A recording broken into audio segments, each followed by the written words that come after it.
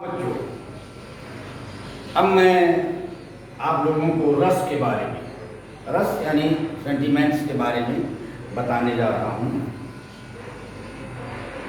रस की व्युत्पत्ति अर्थात उत्पत्ति रसस्यते असौ इति रसः के रूप में हुई है, अर्थात जिसका आस्वादन किया जाए, जिसका स्वाद लिया जाए, जिसे चखा जाए और जिसको चख करके आनंदानुभूति की जाए, उसे ही रस कहते हैं। कहने का तात्पर्य यह है,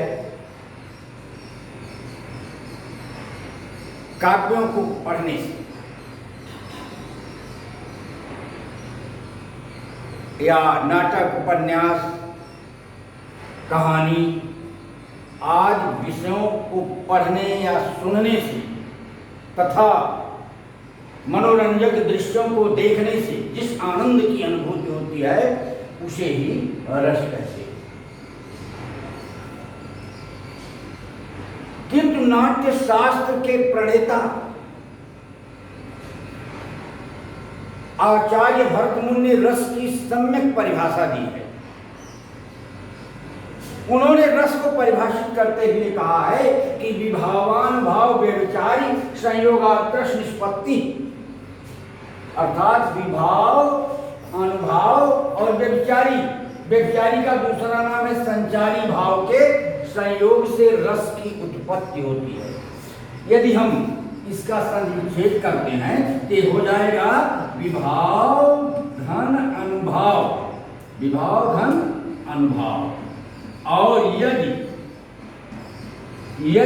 संयोगात्मक का संधिविच्छेद करते हैं, इसका अर्थ हो, इसका संधिविच्छेद होगा संयोगात धन रस। ये संयोगात जो है, संयोग शब्द के पंचमी विभक्ति के एक वचन का रूप है, अपादान कारक है इसमें, यानी संयोग से। तो विभाव, अनुभाव और व्यभिचारी अर्थात संचारी भाव के संयोग से रस की उत्पत्ति होती है, यानी रस पैदा होता है। तो यदि आपसे कोई प्रश्न करता है कि ठीक है, आपने रस की परिभाषा जो बताया मैं उसको सही मान लेता हूं, किंतु जिस विभाव, अनुभाव और संचारी भाव के संयोग से रस की उत्पत्ति होती है, जरा हमको उसके बारे में बताइए। तो आप बताएंगे कि रस के मुख्य 3 अंग होते, वैसे रस के अवयव या अंग जो हैं जो निम्नलिखित जो है, आप इसको देखिए, रस के अंग स्थायी भाव, आप इसको ऐसे भी लिख सकते हैं,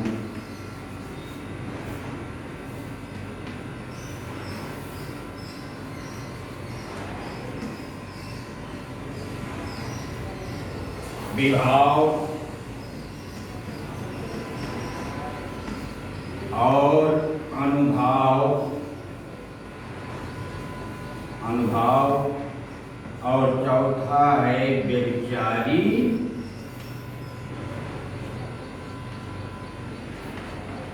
और इसी को संचारी भाव भी कहते हैं।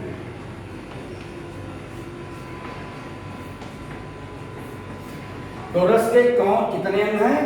ये 4 हैं। वैसे ज्यादातर लोग विभाव, अनुभाव और संचारी भाव को ही रस का अंग मानते हैं, स्थायी भाव को नहीं, किंतु वे सभी रस के अंग में ही हैं। अब इनके बारे में मैं बताता हूं। स्थायी भाव, स्थायी भाव मतलब जो स्थायी रूप से निवास करे। तो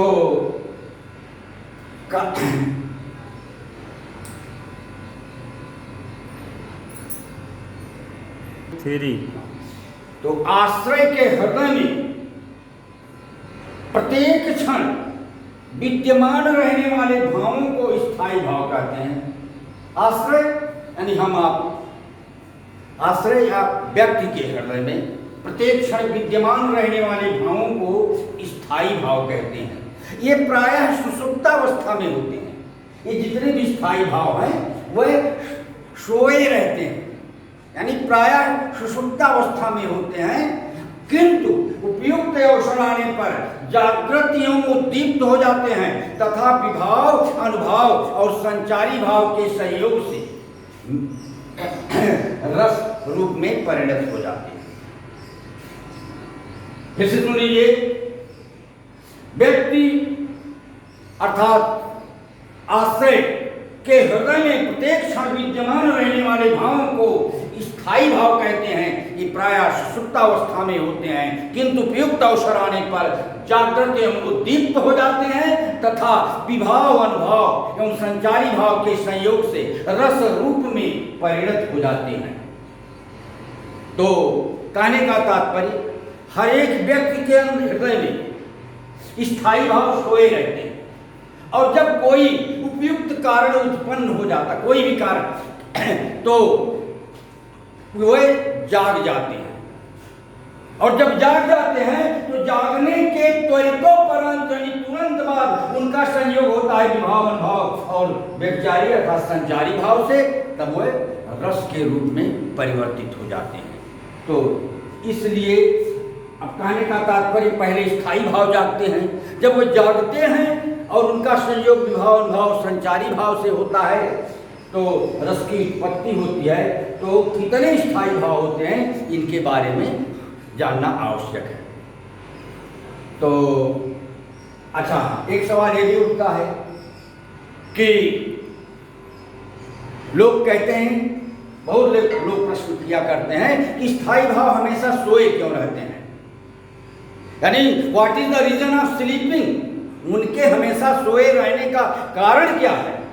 तो बच्चों, अगर कोई ऐसा प्रश्न करे तो तुरंत आप ये जवाब दे सकते हैं कि यदि स्थायी भाव, सबके सब स्थायी भाव एक साथ जाग जाएं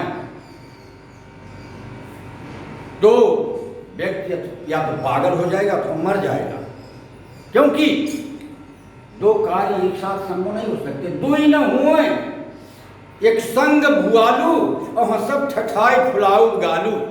यदि कोई व्यक्ति यह कहे कि मैं हंस भी लूं और रो भी लूं तो यह संभव नहीं है। या तो वह रो ही सकता है अथवा हंस ही सकता है, रोना और हंसना दोनों एक साथ नहीं हो सकता। तो अब मैंने बता दिया कि स्थायी भाव के सोने का कारण क्या है। स्थायी भाव जो हमेशा सोए रहते हैं, तो फिर से एक बार उसकी परिभाषा एक बार फिर सुन लीजिए कि व्यक्ति आश्रय के हृदय में प्रत्येक क्षण विद्यमान रहने वाले भावों को स्थायी भाव कहते हैं। ये प्रायः सुषुप्तावस्था में होते हैं, किंतु उपयुक्त अवसर आने पर जागृत एवं उद्दीप्त हो जाते हैं तथा विभाव, अनुभव और संचारी भाव के संयोग से रस रूप में परिणत हो जाते हैं। तो क्योंकि स्थायी भाव पहले जागते हैं, इसलिए हमें स्थायी भाव के बारे में जानना अत्यावश्यक है। तो अब हम स्थायी भाव कितने हैं? स्थायी भाव वैसे मुख्य तो 9 है, किंतु 2 गौड़ भी हैं, दोनों को मिला करके 11 है। स्थायी भाव की संख्या 11 है। तो अब हम स्थायी भाव के बारे में बता रहे हैं कितने हैं। हाँ, तो बच्चों, स्थायी भाव अभी मैंने बताया कि 11 होते हैं, उनमें से 9 मुख्य और 2 गौड़ होते हैं। गौड़ का तात्पर्य जो प्रमुख न, किंतु मेरे हिसाब से ऐसा पुस्तकों में लिखा जाता है कि 9 मुख्य होते हैं, 2 गौड़ होते हैं, किंतु मेरी समझ से वो सबके सब प्रमुख हैं। तो स्थायी भाव कितने हैं? ये पहला है रथ। अब यह रति नामक स्थायी भाव जागता है जब, और इसका संयोग विभाव अनुभव संचारी भाव से होता है तो श्रृंगार रस की उत्पत्ति होती है। किस रस की? श्रृंगार रस की। इसलिए और दूसरा हास। ये हास नामक स्थायी भाव जब इसकी सुषुप्तावस्था समाप्त होती है, इसकी निद्रा समाप्त होती है और संयोग विभाव भाव और संचारी भाव से होता है तो किस रस की उत्पत्ति होती है? हास।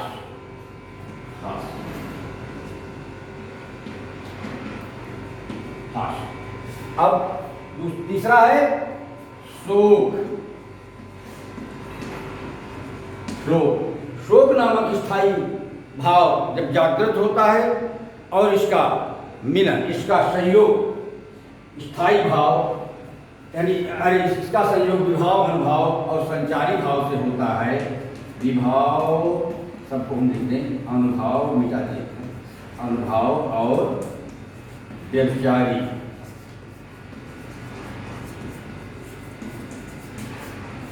इसको संचारी भी कहते हैं।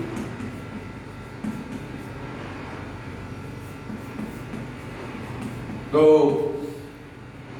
ये शोक नामक स्थायी भाव जब जागृत होता है, जागता है तो इसका संयोग विभाव अनुभाव और संचारी भाव से होता है तो करुण रस की निष्पत्ति होती है।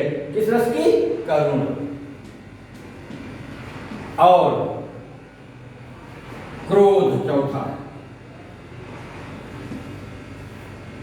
क्रोध, ये क्रोध नामक स्थायी भाव जब जागृता अवस्था को प्राप्त होता है यानी जब जागता है तो और इसका संयोग विभाव अनुभाव और संचारी भाव से होता है तो रौद्र रस की निष्पत्ति होती है।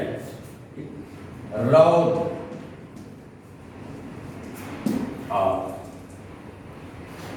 पांचवा है उत्साह।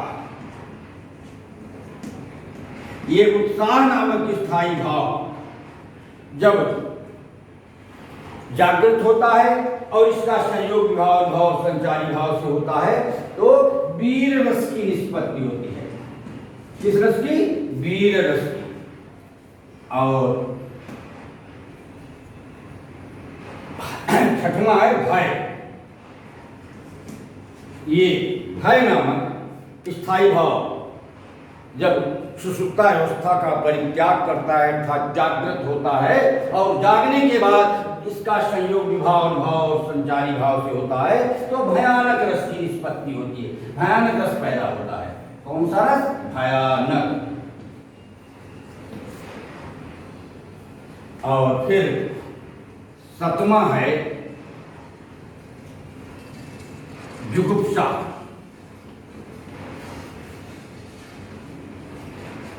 जुगुप्सा, इसको जुगुप्सा मतलब घृणा है, ग्लानि। जब ये जुगुप्सा नामक स्थायी भाव जागता है और इसका संयोग विभाव भाव संचारी भाव से होता है तो बीभत्स रस की निष्पत्ति होती है। कौन सा? बीभत्स। फिर अब आठवां है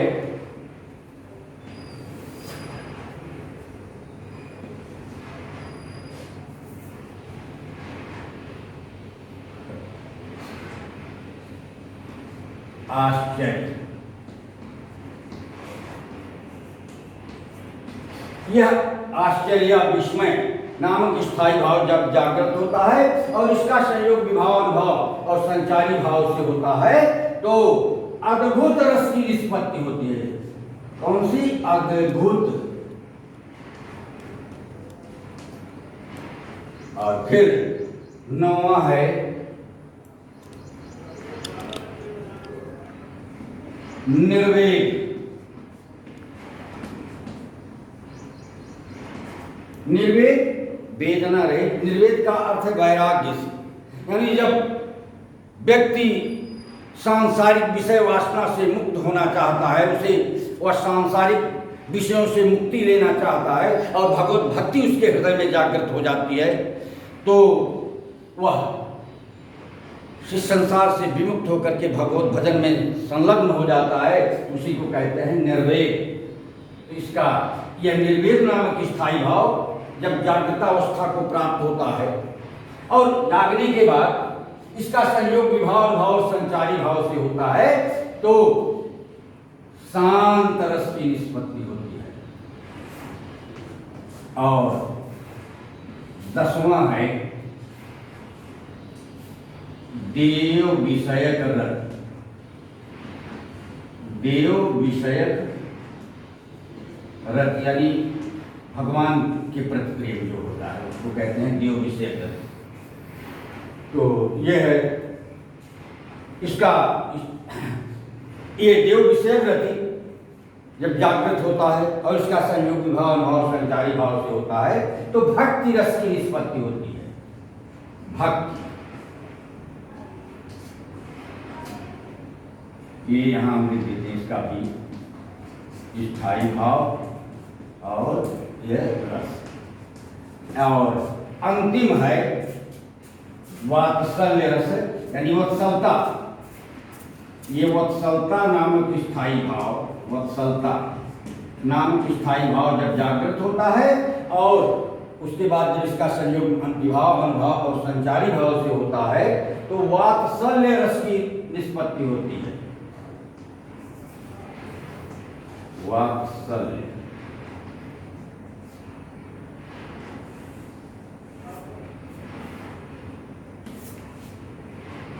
अब देखिए तो कहने का तात्पर्य ये जितने भी स्थायी भाव हैं ये इधर रस है इधर स्थायी भाव है। तो अगर आप ऐसा समझना चाहिए परीक्षा में कभी कभी आता है तो अमुक रस का स्थायी भाव क्या है तो श्रृंगार रस का स्थायी भाव रहती, हास्य रस का स्थायी भाव हास्य, करुण रस का स्थायी भाव शोक, रौद्र रस का स्थायी भाव क्रोध, वीर रस का स्थायी भाव उत्साह, भयानक रस का स्थायी भाव भय, बीभत्स रस का स्थायी भाव जुगुप्सा, अद्भुत रस का स्थायी भाव आश्चर्य या विस्मय, शांत रस का स्थायी भाव निर्वेद, भक्ति रस का स्थायी भाव देव विषयक रति और वात्सल्य रस का स्थायी भाव है वत्सलता। तो बच्चों आज अभी आपने स्थायी भाव का सम्यक अध्ययन किया। मैंने आप लोगों को बताया यदि आपने एकाग्र चित्त होकर के मेरे द्वारा कही गई बातों का श्रवण किए होंगे तो निश्चित ही आपकी समझ में आया होगा। चलो सर। तो बच्चों अभी मैंने सर्वप्रथम सबसे पहले रति नामक स्थायी भाव का उल्लेख किया है। रति नामक स्थायी भाव जब जागृत होता है और उसका संयोग विभाव भाव संचारी भाव से होता है तो श्रृंगार रस की उत्पत्ति होती है। अब चूंकि आज मैं अपने पाठन पर विराम लगाने जा रहा हूं इसके पहले मैं आप लोगों को एक कविता सुना देता हूं वो श्रृंगार रस की। इसमें मैंने देखिए मैं जब कविता करता हूं तो किसी भी भाषा के शब्दों का चाहे अंग्रेजी हो उर्दू हो फारसी हो किसी भी भाषा के शब्दों का प्रयोग करने से परहेज नहीं करता। अब कुछ लोग तो कहते हैं कि आप हिंदी के अध्यापक हैं इसलिए साहित्यिक हिंदी का संस्कृत तत्सम शब्दों का प्रयोग आपको करना चाहिए। किंतु मेरे मूड में मेरे कविता बनाते समय जो शब्द मेरे मानस मंदिर में आ जाते हैं मैं उनको अपनी काव्य तुलिका से ला करके चित्रित कर देता हूँ। तो अब आप सुनिए कि सुनिए तो जिसका कपोल लग रहा विकसित गुलाब है, जिसका कपोल लग रहा विकसित गुलाब है, आंखों से जिसके चू रही मादक शराब है, लगती है हकीकत में वो जन्नत की अप्सरा, या यूं कहें कि श्याम वो आशिक का ख्वाब है, या यूं कहें कि श्याम वो आशिक का ख्वाब है। हाँ तो अब आगे सुनिए। फिजा है मस्त। देखिए कविता में जो सुनाने जा रहा हूं उसका शीर्षक है कविता कामिनी, कविता रूपी सुंदरी। तो कवि लोग स्वयं को कविता रूपी कामिनी का सौभाग्य सिंदूर मानते हैं, तो ये हाल मुझ में भी है। तो आप लोग सुनिए। फिजा है मस्ती और ये मौसम हसीन है, हंसता है आसमान ये हंसती जमीन है, फिर भी तो दर्दे दिल से तड़पता हूँ रात दिन, दिल ले गई जैसे कोई ये नाज़नीन है। मुझको तो कविता कामिनी से प्यार हो गया, मैं उसके साथ रहने को तैयार हो गया, उसका तो साथ छोड़ने को दिल नहीं कहता, ये दिल तो उसका आज पक्का यार हो गया। जादुए कलम से मैं सबको वश में करूंगा, इस कविता कामिनी पे मैं दिन रात मरूंगा, शायद ये मेरी बनने को तैयार हो जाए, उसके बिना तो धैर्य मैं पल भर न धरूंगा, उसके बिना तो धैर्य मैं पल भर न धरूंगा। दामन है थामा इसका तो छोड़ूंगा अब नहीं, रिश्ता किसी भी गैर से जोड़ूंगा अब नहीं, बांधा है इसको मैंने मोहब्बत की डोर से, जब बांध लिया इसको तो तोड़ूंगा अब नहीं। मैं चाहता हूँ हर जन्म इसका बनूं सजन, दूल्हा बनूं मैं इसका और ये बने दुल्हन, हो जाए ये भी मेरी तरह मेरी दीवानी, बनकर पुजारी रात दिन मेरा करे भजन।